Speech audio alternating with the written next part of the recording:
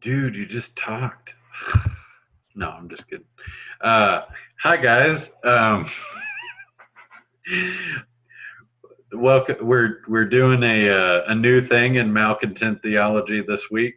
Um, Both Christopher and I have noticed some some things going on that we felt worth talking about. So I'll go ahead and introduce myself, and then Christopher will introduce his bad self.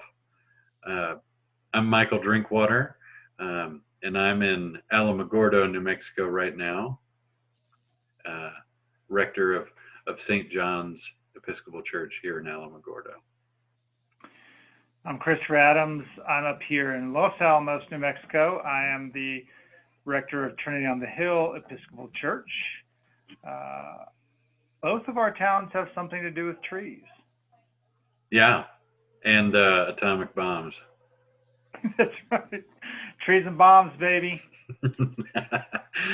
And a quick disclaimer: Yeah. nothing that we're going to talk about today is it's our belief, and or what we're talking about today is us alone. We are not speaking on behalf of our congregations today. Not on behalf of our congregations, not on behalf of our diocese. In fact, you're just getting two talking heads. Yeah. Got time on their hands. So, so part of what we're talking about today is malcontent theology. Sort of at its heart, is all about looking at old things in new ways and trying to notice how old ways of talking about things can be destructive. Um, and both Christopher and I have been on multiple calls with multiple priests, sort of throughout our own diocese. We've had conversations in our own congregations, and we've noticed um, that in this time when we're all sort of being called to do church in a new way, um, we're feeling a lot of resistance. So part of what we're talking about today is where we feel like that resistance is coming from, and maybe we'll get to how we can move forward together. But um, we're all about sort of sitting in the pit here at Malcontent Theology, and so we're just doing that today. Yeah, and on that note, I think both of us are approaching like this response to coronavirus and congregational life from the perspective of pastors, right? And even though we're not speaking on behalf of our congregation, we approach this from people who are engaged in this, as people engaged in this work daily. And so while a lot of our writings about malcontent theology from the perspective of malcontent theology have been about naming some of the ways that nostalgia is almost like a sickness in the heart of the church. Now I think what we how at least how I want to approach this issue is we recognize that a lot of the loss that's coming from the change in congregational life is difficult and is being experienced as something traumatic, because it happens so quickly and so rapidly. When we set out to do malcontent theology originally, we were thinking, well, we're going to write these things and probably no one's going to care anyway. But even if they did, it's going to be a long stretch of time before we have to figure out how to do church differently. Well, this has sort of made it like, no, it's here right now. And so there is shock and there is some trauma with that. And I think just admitting that is a helpful place for me to start this conversation. Yeah, and so we're going to be a little gentler in this conversation today than we have been in some of our writings, because we acknowledge that this is a challenging time, and so I can speak a little bit to why it's challenging, at least from my background in linguistics. So I'm sure many of you have seen sort of these um, they call them termite cathedrals. There are these huge structures that large termite colonies build over time. Um, and in my work in linguistics, we use that frequently to talk about how most beings on this planet have certain self-organizing aspects of their behavior, which is when we see someone doing something, um, we're inclined to do it too. So, for example, those huge termite cathedrals that you see are all because termite colonies make a lot of waste. They chew on wood and then they have to spit that waste out somewhere. And those huge, structures that you see are what happens when one termite sees another termite essentially like throw up in one place. And then they're like, oh, well, that seems like a really good place to throw up. And so they throw up there too. And when that happens, several million times, you end up with these huge structures which just arise from, this one place where this termite was like, oh, okay, yeah, that seems fun. And and so all that means is that, when we're not sure what to do, uh, we tend to refer to what we know or what we can see other people doing.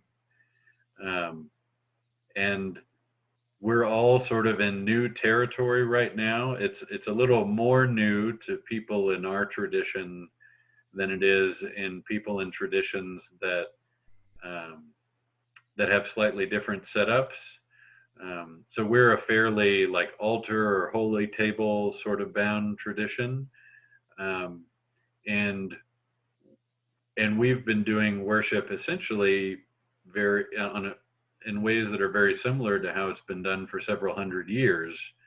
Um, and so change happens more slowly and is experienced more painfully in our tradition than say newer traditions where people are up on a stage with rock instruments in the background and and things are a little easier to export in other traditions than they are in ours. I mean, I also think that, I don't have the linguistics, but I've done enough like work in systems theory. Like change is difficult for every system, but then sort of in the family system of the Episcopal Church, change is almost immediately viewed through a lens of skepticism, right? So it's not just that we're slow to change, but we really don't want to, and for some valid reasons, there's resistance. And then there are some not valid reasons to resist it, but it's just not a part of who we are fundamentally. Yeah, and so demographically, that kind of makes sense too, because that ability to change really quickly is called plasticity in several different disciplines, including linguistics and psychology and sociology, all that stuff. And your brain becomes less plastic, less sort of able to cope with change as you get older. And there are even certain demographics like old white males tend to be more resistant to change than old white females, just, based on statistics that I've seen. And our congregations are made up of mostly old white men. And particularly in our social location. Yeah. Right.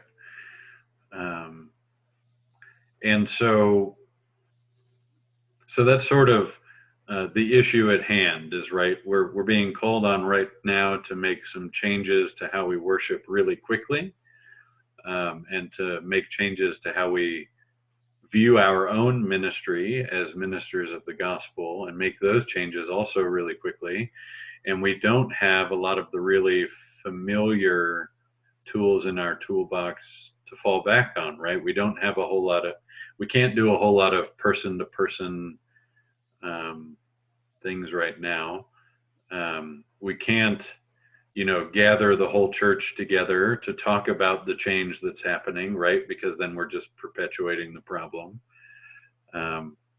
which was sort of alarming for me too, because I'm really good at working with large groups of people and introducing change that way. But if you take away the large group of people, and uh, I have less tools in my toolbox to introduce large scale change like that. So, You know what's we talked before, because believe it or not, Michael and I are actually good friends, so we talk about not just what we're going to write about. But when we were talking, we the thing about this rapid change is that we've people have lost the not just familiar places, but the familiar smells and the familiar sights and all of the things that perhaps aid them or trigger them to feel as if they are encountering God differently in their congregation, in the pews, than elsewhere, right? Than in their homes. And we've mobilized very quick to have in-home services, digital services, liturgical material available for them to read. But it's not the same for them. Neither is it the same for us, right? As these leaders. And then I think what this stuff gets at is that loss of familiarity then begins to affect, for some people explicitly, and for some people more subconsciously, not just how they understand place, but how they understand God, right? so it can even feel like God is distant right now, even though, we know and preach that God is always with us no matter where we are. But when we become sort of dislodged from those places where we're used to encountering God, we can feel dislodged from God's self. And yeah, and I think particularly, when we write about our stuff, we're wanting this kind of change, right? But for the vast majority of people who experienced all of a sudden, we can't gather as a congregation, we can't take communion with one another, it's experienced as something taken, which is much harder than, oh, I see why we might need to change the way we speak about God or understand the church. We experience things taken differently, I think.